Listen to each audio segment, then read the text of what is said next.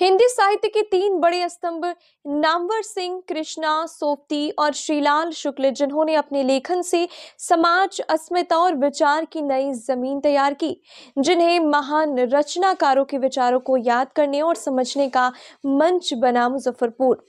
मैं हूं सानिया और आप देख रहे हैं MTN न्यूज। मुजफ्फरपुर स्थित ललित नारायण तिरहुत महाविद्यालय के हिंदी विभाग और अभिदा प्रकाशन के संयुक्त तत्वाधान में 2 दिवसीय राष्ट्रीय सेमिनार का आयोजन किया गया। सेमिनार का विषय था नामवर सिंह, कृष्णा सोफ्ती एवं श्रीलाल शुक्ल के शताब्दी स्मरण एवं दलित व अस्मिता विमर्श। कार्यक्रम के प्रथम सत्र में स्वागत भाषण देते हुए महाविद्यालय की प्राचार्य ममता रानी ने कहा कि शताब्दी वर्ष पर इन तीनों बड़े रचनाकारों को याद करना बदलते समय में साहित्य के पुनर्मूल्यांकन जैसा है। उन्होंने कहा कि आलोचक नामवर सिंह ने अपनी जीवंत आलोचना दृष्टि से हिंदी साहित्य को नई दिशा दी, वहीं कृष्णा सोफ्ती स्त्री चेतना और संवेदना की सशक्त आवाज रही। उद्घाटन भाषण में वरिष्ठ आलोचक रवि भूषण ने कहा कि नामवर सिंह जैसे गंभीर चिंतक आज के समय में दुर्लभ हो गए हैं। उनकी आलोचना दृष्टि ने हिंदी साहित्य को उत्तर से दक्षिण और पूरब से पश्चिम तक प्रभावित किया है। वक्ता पूनम सिन्हा ने नामवर सिंह को हिंदी का शिखर पुरुष बताया है। उनकी दृष्टि हमेशा नवीन और अनुसंधान परक रही है।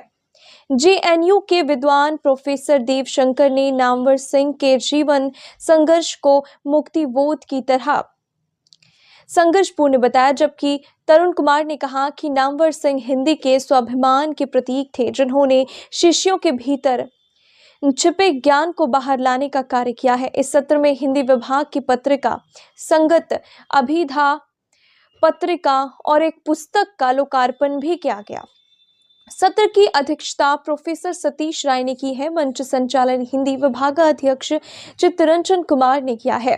द्वितीय सत्र में कृष्णा सोफ्ती और श्रीलाल शुक्ल के साहित्यिक योगदान पर विस्तार से चर्चा हुई।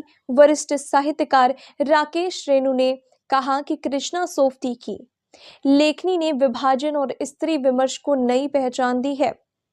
विदुषी वक्ता सुनीता गुप्ता ने उन्हें हिंदी की प्रतिम कथाकार बताया है। कवि संजय पंकज और वक्ता अनीशा ने उनकी कहानियों को आज भी प्रासंगिक बताया है। श्रीलाल शुक्ल पर बोलते हुए रामेश्वर द्विवेदी ने कहा कि उनकी व्यंग सादगी के साथ समाज की गहरी सच्चाइयों को उजागर करता है। सत्र की अध्यक्षता कर रहे चंद्र भानु सिंह ने कहा कि कृष्णा सोफ्ती का व्यक्तिगत निर्भीक था और वे स्त्री को एक इंसान के रूप में देखने की पक्षधर थी। इस सत्र का संचालन नीरज मिश्रा ने किया है। यह राष्ट्रीय सेमिनार साहित्य, समाज और अस्मिता विमर्श को जोड़ने वाला एक सशक्त मंच साबित हुआ, जहां विचार, संवाद और विमर्श के जरिए हिंदी साहित्य की समृद्धि परंपरा को नई पीढ़ी तक पहुंचाने का प्रयास किया गया। ललित नारायण तिरहुत महाविद्यालय में साहित्य के 3 पुरोधा, आलोचना के क्षेत्र के दिग्गज नामवर सिंह जी, कहानी लेखन में अपना अप्रतिम स्थान रखने वाले कृष्णा सोफ्ती जी और व्यंग के क्षेत्र में एक स्थापित हस्ताक्षर श्रीलाल शुक्ल जी, तीनों लोगों को हम लोगों ने याद किया है। और 2 दिवसीय यह संगोष्ठी का आयोजन अभिधा प्रकाशन के साथ संयुक्त तत्वाधान में किया जा रहा है। प्रथम सत्र में नामवर जी पर वहाँ से JNU से आए देव नवीन जी ने, रवि भूषण जी ने, सतीश राय जी ने, तरुण जी ने और पूनम सिंह जी ने अपने विचार रखे। उनके आलोचना की, वो कैसे शिक्षक थे, वो क्या सोचते थे, उनके समाजवादी चिंतन पर उन लोगों ने विचार रखा। और अभी द्वितीय सत्र में हम लोग बात करेंगे श्रीलाल शुक्ल जी पर, फिर कल कृष्णा सोफ्ती जी पर होगा और कल कवि सम्मेलन का भी आयोजन किया गया है। कल स्त्री विमर्श पर भी हमारी जो अतिथिगण हैं वो बोलेंगी।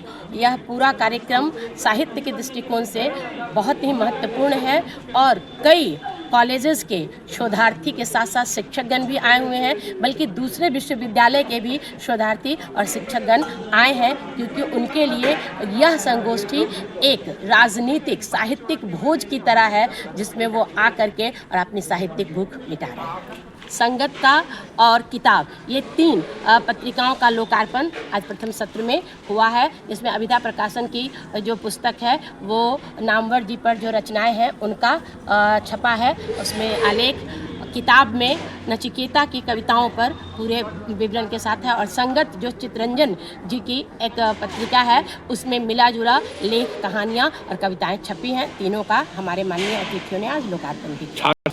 ऐसे मौके को वो ज़रूर इस पर सम्मिलित हों और ऐसे मौके का फ़ायदा उठाएं। ये वो नामचीन हस्तियां हैं जो कहीं जाते हैं या जब बोलते हैं तो लोगों की भीड़ जुट जाती है। वो आज उनके शहर में है, उनके महाविद्यालय में है, तो उनको सुनना, उनके द्वारा बताए गए रास्ते पर चलना, ये मैं छात्र छात्राओं से कहूँगी कि ज़रूर सुने। उनकी ये साहित्यिक समझ को बढ़ाएगा।